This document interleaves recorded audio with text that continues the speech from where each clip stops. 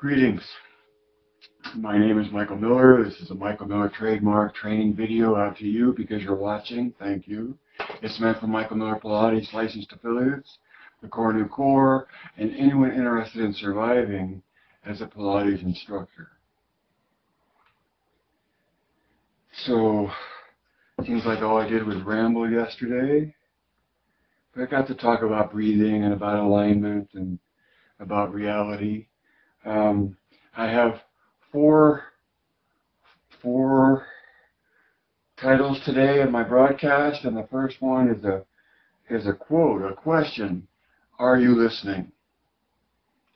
And it's in quotes because it's what I say to myself when I'm about to lay on my back on a roller, a 6-inch styrofoam roller, perpendicular to my spine and up across my shoulders to where I can cup my head and my hands and crack my neck is what I call it, but that seems like a very old word that's not used anymore. But I go through adjustments in my neck, and what matters to me is, am I actually listening when I do that? And that's why I can go right into looking at the roller, and of course I'm thinking about all this other stuff because that's sort of the beginning of my interaction with my workout. And to say, are you listening, helps me be present when it actually happens that I have the adjustments. And I say adjustments, plural, because not only is it a different array and intensity of vertebral adjustments, you know, like from here to here, but it's also shoulder and elbow for me in my body, is that there's an adjustment that happens almost always at the shoulder and sometimes out to the elbow, which I don't have any discomfort in, and I don't recognize or feel any limitations in shoulder or elbow, but that adjusts for me. And so the are you listening is a listening to where, if any, I get adjustments in my neck, and where, if any, I get adjustments elsewhere, but the only place it really happens routinely is in my shoulder and sometimes my elbow. So this takes me to number 2. And number 2 is being in your body. And that's a common statement that you hear a lot, right? Be in your body, or, yeah, be in your body. And what does that mean? And in what way are you listening connected to being in your body, right? And so, you know where I would take that. I would take that into the interpretation of spirit, in body, mind, and spirit. Be observing, and in order to be listening to the adjust, you may think this is strange, but see, it's easy to be filled with so much thought. Maybe that's just me, but it seems like human beings in general are consumed with thinking. And it's easy for me to do my routine of laying across the roller and come out of it and not have a clue about what happened, because I wasn't observing. I wasn't listening.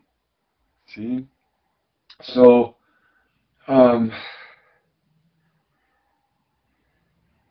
through the routine I've been in over the last 764 days,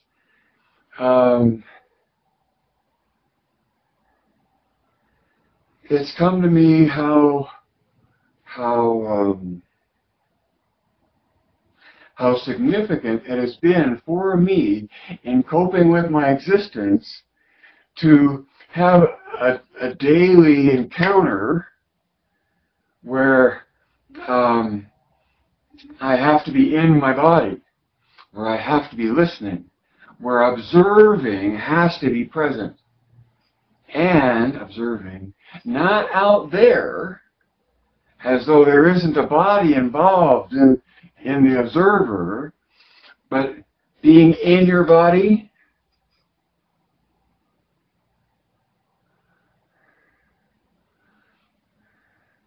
to where the inness is an observation that directly connects you to your body, and that in that connection, the complete coordination of your being, thinking, and observing, from there you go out into the world and deal with what exists beyond your body. You know what I'm saying? So the mat work, I so tickled when someone says, "Oh, I so enjoy the classical mat order. Better than any of the others. It's my favorite."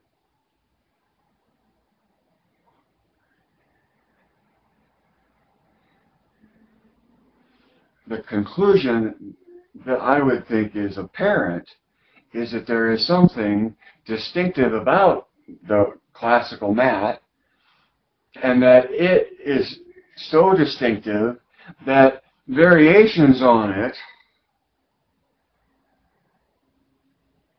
are only worth exploring to get a deeper appreciation of what exists in and of itself directly from Joe.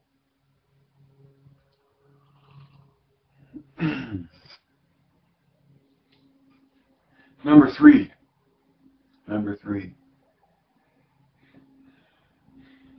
My art is on the wall. That's the title. My art is on the wall.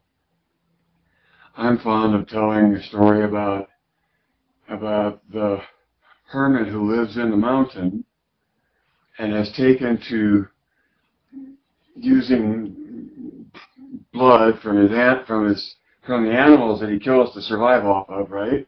Or paint, if you wish. But yeah, but in a primitive way, making drawings on a cave where drawing on a cave was unknown. See, that's the point.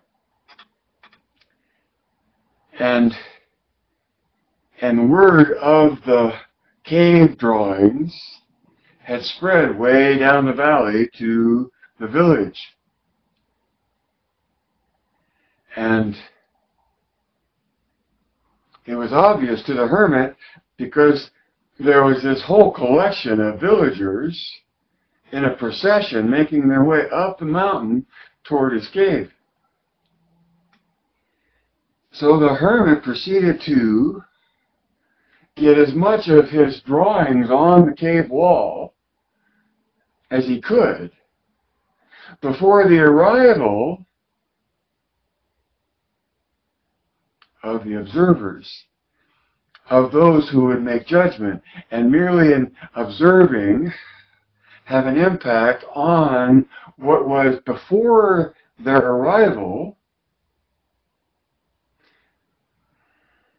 purer art, in the sense that it's just the hermit expressing himself on the cave wall with his paintings and doing his best to do it from wherever it's coming from, knowing that why the rush, because the hermit knows that their arrival will influence the art. And it's not like he won't stop painting, but it will be a point in transition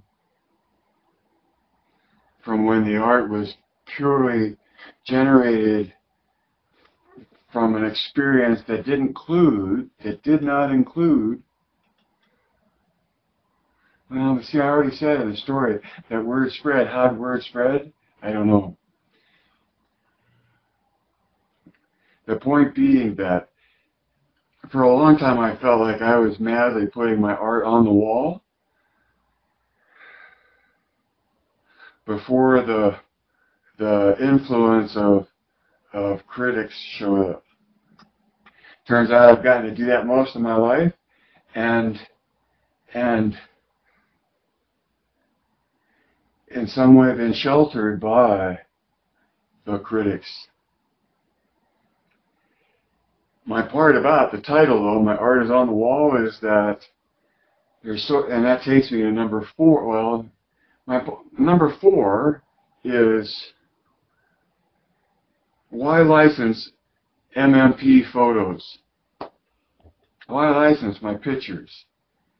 To use in your manuals, or display it on your website, or to use in your blog, or why license the use of my pictures? Well, it's sort of a consistent theme, can you see, through these 4 titles, which it hasn't been lately. But why my pictures are part of the art that I have on the wall, and the part of the art that I'm talking about are all of the pictures of the classical exercises of Joe's original work that you can look at on the web, and have been free and open to the public for decades, maybe. Yeah, I'll bet. And so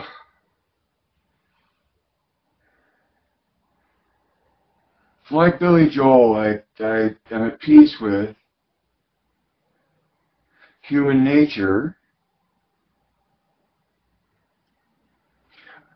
but the reason why to license the pictures is for the legitimacy that it brings you in the acknowledgement of what the pictures represent.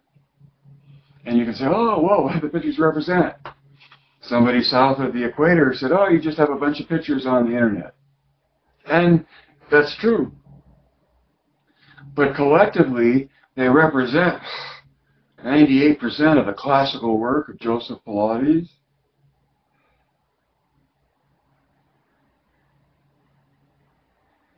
And anything that's managed to be represented beyond that is to further illustrate the ideal within Joe's original work.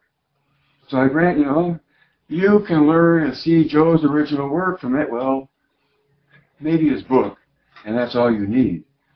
But everyone hoards the archives because their assumption is that the more relics,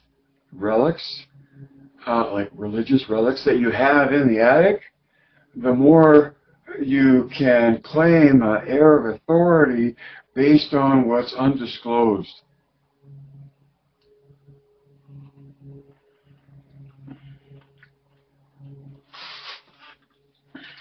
That's where my puzzle workshop comes into mind, because my point there to you as an instructor is to know that there's enough of Joe's original work out in public to get to what I feel is the essence of the effort, which is this experience of complete coordination of body, mind, and spirit. So I'm focused on that experience. And MMP is a theory about the ideal that exists within Joe's work. And the point of the puzzles that I brought up is that no matter how many artifacts you have in the attic, no matter what pictures of Joe or what you know about Joe that you don't tell or share with everybody else because it's precious to you or you find value in holding it to yourself, that's okay. Especially because there's enough out there to put together the puzzle and see the picture that the puzzle represents, even though all the pieces to the puzzle, I think some of the pieces will always be missing. And so, as a Pilates instructor, I think you go to another level when you recognize that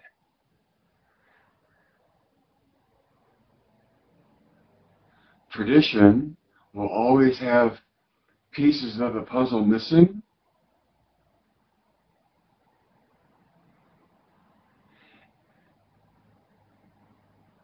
and the ideal perspective view of Pilates won't fill in those missing pieces.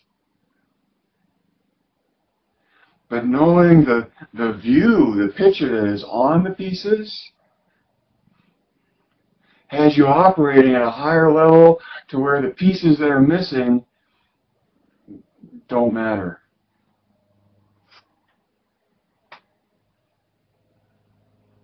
What if you went to a university in 4040, the year 4040, when Cornu will be understood and acknowledged in all the biomed textbooks, and when Michael Miller Pilates will be another, just one view of Pilates out of 10,000, but it looks still as an ideal within Joe's work, and has the legitimacy of Cornu tension,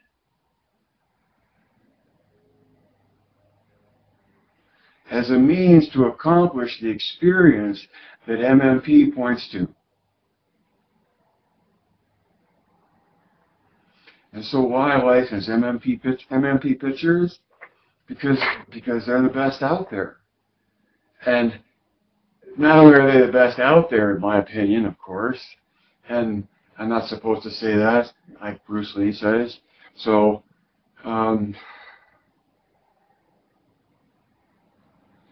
and Bruce did some kind of comparison, which I haven't gotten a handle on how to compare yet. But for your own eyes, see, that's the thing. Like yesterday, recognizing the guy I was talking to that whimsically pulled out what we were talking about theoretically in terms of Cornu tension between the ears and the shoulders, and it so changed his appearance.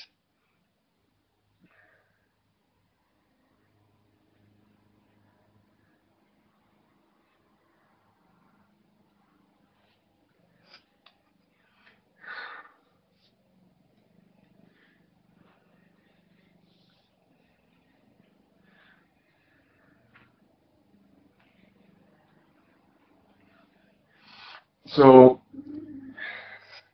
in conclusion, are you listening? And being in your body is about observing. And it's very difficult to have the observer get to the trough of participation, like among the body and the mind, or hoarding the trough, or the capacities of the human. And so for me, every day, every morning when I go to do the roller, I'm looking forward to hearing what the pattern and degree and the extent is of the release in my neck, and my shoulder and elbow too, probably. But if I'm not paying attention, and by that I mean if I'm not observing, then it goes by without noticing. Like driving on the road, and it goes by and you don't notice because your concentration is elsewhere. Your thinking is elsewhere. You're not observing what you miss, right?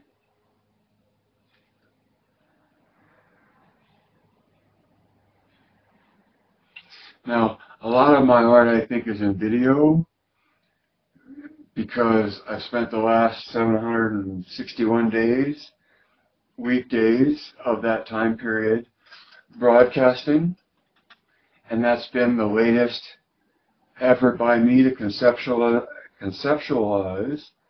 and to verbalize my conceptualization of MMP, to help you survive as a Pilates instructor. I hope I've helped you understand what that is, and what CT is, and how they're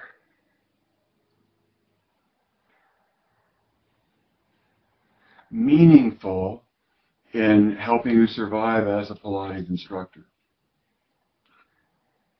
Life can't live forever. Read between the lines. See behind the curtain. Add 2 and 2. Anticipate. That's a good one. Anticipate should be in there. In my ending, that's one of the first. And conditioning is about anticipating what's coming, right? Conditioning is an anticipation of the need for the conditioning you're doing. And Pilates, fundamentally, is future-oriented toward conditioning to be ready for whatever comes up. So direct your thinking. Geist.